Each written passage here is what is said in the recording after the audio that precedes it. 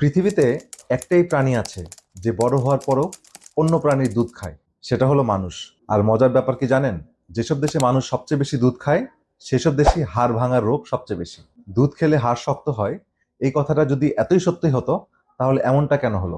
আজ আমরা খুঁজে বের করব এই কথাটা আসলে বিজ্ঞান বলছে নাকি 50 বছরে একটা বিজ্ঞাপন আমাদের মাথায় গেঁথে দেওয়া হয়েছে।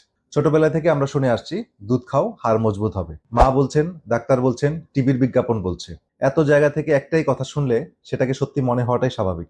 আমেরিকার চিকিৎসক ডাক্তার কেন বেরি তার বই lies my doctor told me ধারণাটিকে সরাসরি চ্যালেঞ্জ করেছে। তার প্রশ্ন সহজ, এত বড় একটা দাবির পেছনে গবেষণার প্রমাণ কোথায়? আজকের ভিডিওতে আমরা তিনটা জিনিস দেখব। এক, প্রকৃতি কি বলছে। দুই, গবেষণা কি বলছে। আর তিন, সবচেয়ে জরুরি, তাহলে হাড় শক্ত রাখবো কিভাবে। এখন আমরা জেনে নিই প্রকৃতির যুক্তি কি। প্রথমে একটা সহজ কমন সেন্স দিয়ে শুরু করি, যেটা ডাক্তার বেরিও তুলে ধরেছেন। প্রতিটি স্তন্য প্রাণীর দুধ বানানো হয়েছে একটাই কাজের জন্য, সেই প্রজাতির বাচ্চাকে দ্রুত বড় করে তোলার জন্য। গরুর দুধ বাছুরের জন্য পারফেক্ট, কারণ বাছুরকে কয়েক মাসের মধ্যেই বিশাল হতে হয়। এখন ভাবুন, একটা বাছুর বড় হওয়ার পর কি আর মায়ের দুধ খায়? একটা বাঘ, একটা হাতি, একটা বানর, কোনো প্রাণী প্রাপ্তবয়স্ক হওয়ার পর দুধ খায় না। প্রকৃতিতে এমন কোনো ধূর্ত প্রাণীও নেই যে লুকিয়ে অন্য প্রাণীর দুধ চুরি করে খায় পুষ্টির জন্য। কিন্তু আমরা মানুষ, শুধু আমরাই না, আমরা অন্য প্রজাতির মানে গরুর দুধ খাই, ছাগলের দুধ খাই, অন্য প্রাণীর দুধ খাওয়া হয়। তো ডাক্তার বেরি বলছেন, দুধ খাওয়া যদি প্রাপ্তবয়স্কদের জন্য সত্যি এত উপকারী হতো তাহলে হাজার হাজার বছরে অন্তত একটা প্রাণীও এই সুবিধা নিত, কিন্তু নেয়নি। এটা প্রমাণ না, কিন্তু চিন্তা করার মতো একটা প্রশ্ন তো বটেই। এখন আমরা কমন সেন্স ছেড়ে বিজ্ঞানের দিকে আসি। তো সবচেয়ে বড় ধাক্কাটা এসেছে সুইডেন থেকে। 2014 সালে বিশ্ববিখ্যাত মেডিকেল জার্নাল, ব্রিটিশ মেডিকেল জার্নালে, বিএমজি যেটাকে সংক্ষেপে বলে, একটা বিশাল গবেষণা প্রকাশিত হয়। তো 1 লাখেরও বেশি মানুষকে বছরের পর বছর অনুসরণ করে দেখা গেল যেসব নারী দিনে 3 গ্লাস বা তার বেশি দুধ খেতেন তাদের হাড় ভাঙার ঝুঁকি বেশি ছিল, কম ছিল না। আমি আবারও বলছি, বেশি ছিল, কম ছিল না। তাহলে বেশি দুধ খাওয়া নারীদের হাড় শক্ত হওয়ার বদলে হাড় ভাঙার ঝুঁকি বেশি পাওয়া গেছে। শুধু তাই না, তাদের মৃত্যুর হারও বেশি ছিল। এখানে একটা কথা সৎভাবে বলে রাখছি, এটা একটা অবজারভেশনাল স্টাডি, মানে দুধই ক্ষতি করছে সেটা 100% প্রমাণ করে না, শুধু একটা শক্তিশালী সম্পর্ক দেখায়। কিন্তু দুধ খেলে হাড় শক্ত হয় এই দাবির ঠিক উল্টো ফল দেখানোটাই যথেষ্ট বড় ঘটনা।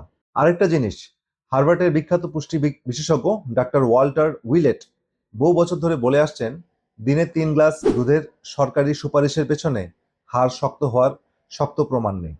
বরং যেসব দেশে দুধ কম খাওয়া হয় সেখানে হিপ ফ্র্যাকচার, মানে হিপের যে হাড় সেটা ভেঙে যাওয়ার প্রবণতা কম। আর ক্যালসিয়াম, আমরা ভাবি শুধু দুধই মনে ক্যালসিয়ামের উৎস, কিন্তু গবেষণা বলছে দুধের ক্যালসিয়ামের মাত্র 1/3 শরীর শোষণ করতে পারে, বাকিটা কিডনি ছেঁকে প্রস্রাবের মাধ্যমে বের করে দেয়। এখন এই প্রশ্নটা, প্রমাণ যদি এতই দুর্বল হয় তাহলে দুধ খেলে হাড় শক্ত কথাটা এত পাকাপোক্ত হলো কিভাবে? উত্তরটা সহজ, কোটি কোটি টাকার বিজ্ঞাপন। আমেরিকার গোট মিল্ক ক্যাম্পেইনের কথা অনেকেই জানেন, যেখানে তারকারা ঠোঁটের দুধের সাদা দাগ নিয়ে হাজির হতেন। ডেইরি ইন্ডাস্ট্রি বছরের পর বছর কোটি কোটি ডলার খরচ করেছে শুধু একটা কাজে, আমাদের মাথায় গেঁথে দিতে যে দুধ মানে স্বাস্থ্য। ডাক্তার বেরির যুক্তি এখানে পরিষ্কার, যখন কোনো পণ্যের পক্ষে শক্ত গবেষণা থাকে না তখন সেই ফাঁকটা ভরাট করা হয় ঝকঝকে বিজ্ঞাপন দিয়ে। বিজ্ঞাপন আর বিজ্ঞান দুটো এক জিনিস না। এখন সবচেয়ে দরকারি প্রশ্ন, দুধ বাদ দিলে ক্যালসিয়াম আর হাড়ের যত্ন নিব কিভাবে? এক হচ্ছে সবুজ শাকসবজি, পালং শাক, ব্রোকলি, বাঁধাকপি, এগুলোতে ভালো পরিমাণে শোষণযোগ্য ক্যালসিয়াম আছে। ইভেন মোরিঙ্গা বা সজনে পাতা, এখানে প্রচুর ক্যালসিয়াম আছে। তা আমাদের তো সবুজ শাকের বা এই ধরনের খাবারের কোনো অভাব নেই। দুই হচ্ছে ছোট মাছ, কাঁটা সহ ছোট মাছ ক্যালসিয়ামের দারুণ উৎস, যেটা আমাদের খাবারের সাথে একদম মানিয়ে যায়। তিন হচ্ছে ভিটামিন ডি আর রোদ। ক্যালসিয়াম শরীরের কাজে লাগে ভিটামিন ডি থাকলে, আর ভিটামিন ডি সবচেয়ে বড় উৎস হলো রোদ। প্রতিদিন কিছুটা সময় রোদে থাকতে হবে। 4 নম্বর হচ্ছে ওজন বহন করা, বা ওয়েট ট্রেনিং করা। তো হাঁটা, দৌড়, ভার তোলা, ওয়েট লিফটিং, এই ধরনের ব্যায়াম হাড় শক্ত করার সবচেয়ে প্রমাণিত উপায়। এটা কোনো বিজ্ঞাপন না, এটা বিশুদ্ধ বা পিওর সায়েন্স। আর একটা ভারসাম্যের কথা বলি, এর মানে এই না যে দুধ বিষ। আপনার শরীর দুধ সহ্য করলে আর ভালো লাগলে মাঝে মধ্যে খেতে পারেন। ডাব্লিউএইচও বা অনেক পুষ্টিবিদ এখানে দুধকে খাদ্য তালিকার অংশ হিসেবে রাখেন। আসল কথা হলো, দুধই হাড় শক্ত রাখার একমাত্র বা জাদুকরী উপায় না। এই মিথটা ভাঙা দরকার। এবার সত্যি করে বলুন তো, আজকের এই তথ্যগুলো কি আপনি আগে কখনো শুনেছেন? কমেন্টে লিখুন জানতাম নাকি একদমই জানতাম না। আমি প্রতিটা কমেন্ট পড়ে দেখতে চাই। আরেকটা অনুরোধ, আপনার পরিবারে নিশ্চয়ই এমন কেউ আছেন যিনি জোর করে বাচ্চাকে বা নিজেকে রোজ গ্লাসের পর গ্লাস দুধ খাওয়ান হাড় মজবুত হওয়ার জন্য।